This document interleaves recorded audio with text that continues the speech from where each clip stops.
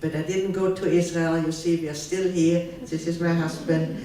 Because when my mother met him, she said to him, please don't take Eva to Israel, because then I won't see my child very much anymore. Because at that time, of course, you didn't fly, and it was expensive to go by boat.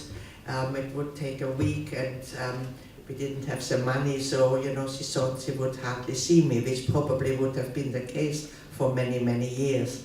So we decided to stay in England. So, and we have 3 daughters, and Otto was their grandfather. He was their only grandfather. So again, he had a family, and he spent 3 months. He lived with my mother in Switzerland because his mother was still alive there. And but they spent 3 months every year with us here. And so, we had again a little family. But I still miss, of course, and this is what we will never have, a big extended family. When I go to America and I go in the synagogues and you see those big families, grandparents and uncles and aunts, many children, and I say, well, we have lost all this. Because this is, even if our relatives did survive, and some of them did go to America, to England, and Australia, different countries, you are never anymore in the same country of family. This is really what, as well as one consequence of the Holocaust, that the spreading out of families.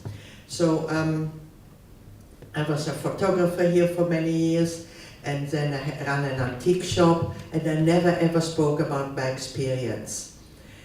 Because at first I wanted to, but then I couldn't, and then I had suppressed it. And this is what you will find with most survivors.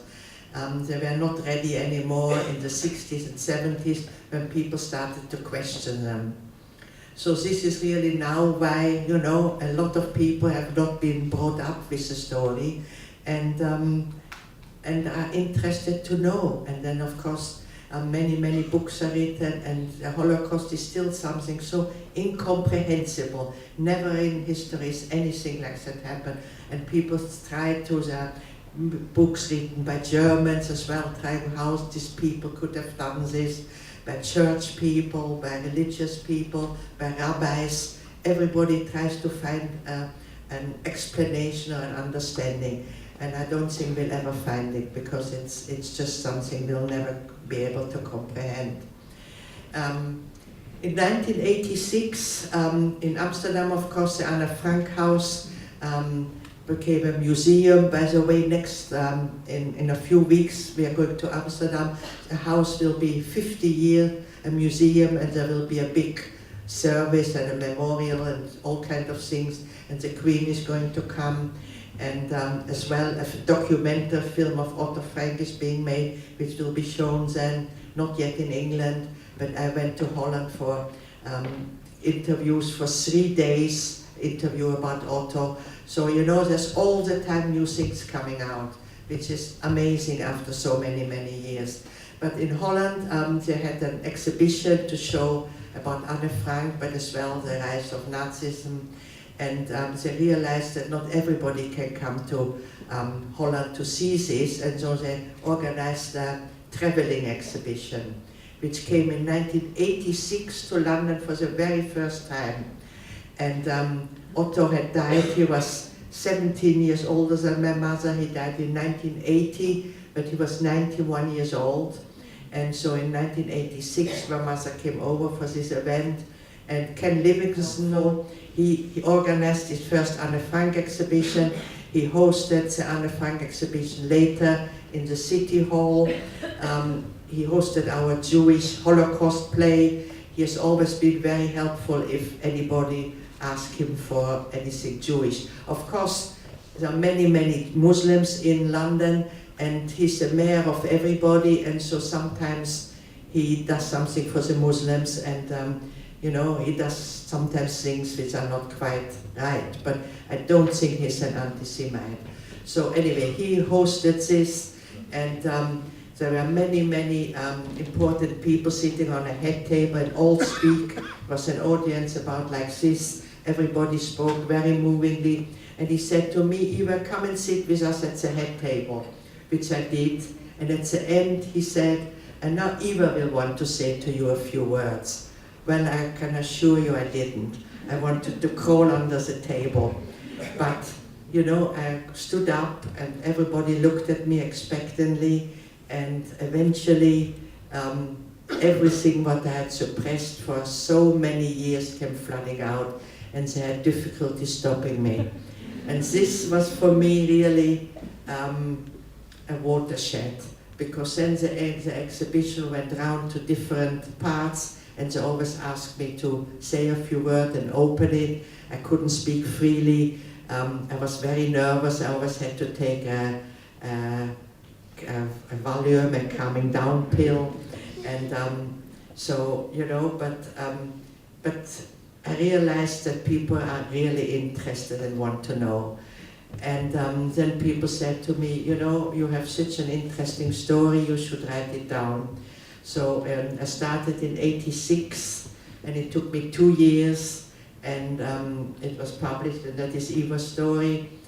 And then it was translated into many, many languages, and I realized that it's, you know, it's an important thing to do, and I gave up other work, and this is what I do now really for 20 years, going to schools, going to prisons, and in churches, in Jewish institutions, all kind of groups, and I always get really a very, very good reception with many, many questions. So one thing, my mother and me, my mother died in 1998, she was 93 years old, and so I was very lucky, I had her for many, many years, and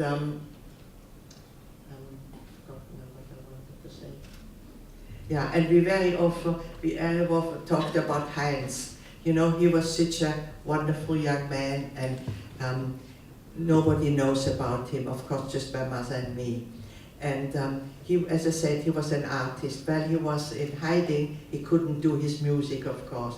So he started to paint.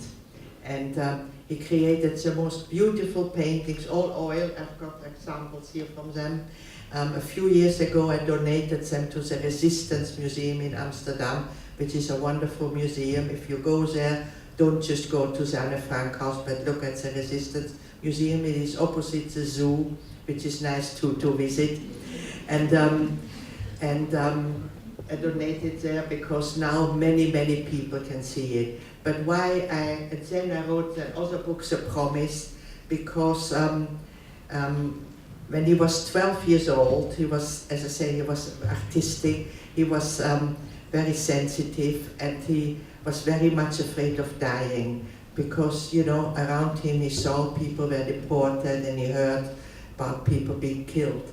So one day in Holland he said to me, what will happen when we die? So I said, I was 3 years younger, so I said, well, I don't know, but let's ask our father, who has always answers to everything. And so in the morning we went to our father, and he asked, Papi, what will happen when I die? And my father said, well, of course your body will die, but if you have children, you will live on in your children. And then this 12-year-old boy says, but what if I die before I have any children? And my father said, well, we are all a link in a big chain which goes from generation to generation, and whatever you have ever said or done, somebody will remember. So, and as long as somebody remembers you, your spirit is still alive. So I promise you that. So, and I feel through writing about him, so having given the paintings to the museum, we have a play where he's, and where my family is portrayed, so people see about his life as well. And this is why I wrote this book. It's a wonderful book as well about the strengths of the family. Now, very often people say, you know, how did you survive? And I said, well, luck, luck, luck. But as well, it was hope. I never ever gave up hope.